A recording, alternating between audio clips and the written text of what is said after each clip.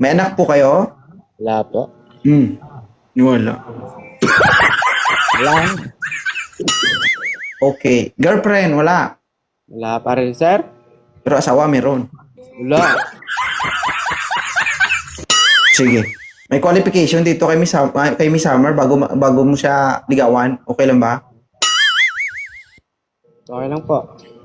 Pero game ka kahit anong pagsubok ang pagdadaanan mo.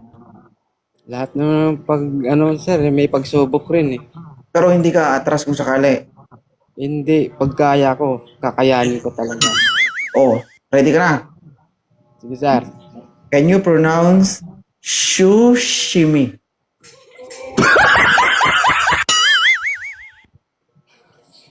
Oh, with feelings, ha? Shushimi.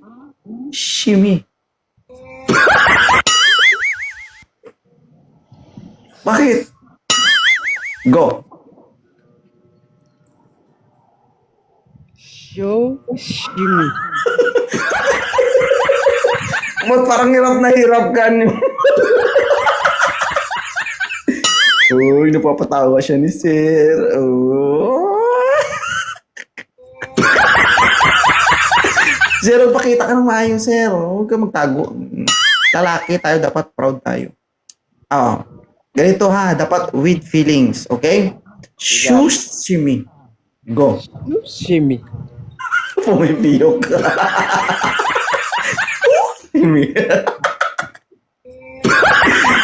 Okay. Kidding aside. Wala kang anak, wala kang asawa. Sigurado yan dyan, ha? Tama? So, magkakaroon kayo ng tawag dito, difference pagdating sa paniniwala. Kasi si Ma'am Summer ay isang Katolika. Ikaw ay isang brother o Islam. Tama? Opo. Okay. So, para sa akin, magkaiba man kayo ng paniniwala. Kung magkasundo kayo, wala namang problema. Ngayon, tanungin natin ang babae kung papayag siya. Okay lang ba, Ma'am Summer? Bakit? Kung gusto ko, katoliko din. Hindi, sa pag-uusap nyo naman yan eh. Di ba?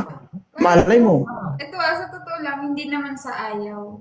Kasi, una-una sa lahat, kahit gustuhin ko man, pero yung parents ko kasi ayaw na talaga yung religion.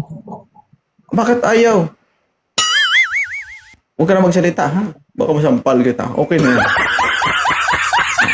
Sir Muhammad, maraming salamat sa operation mo. Anytime, pwede ka pong bumalik dito at marami pa po kayong makikilalang iba.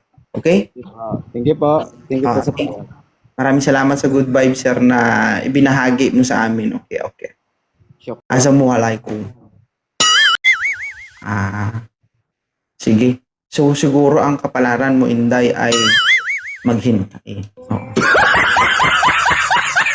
Maganda ka, pero maarte ka. Oo. Tama, lahat naman tayo maarte. Bakit ikaw parang masama ang loob mo pagsasabihan na maarte ka? Ha? Balik ka mamaya, ha? Ay, Maria Elena.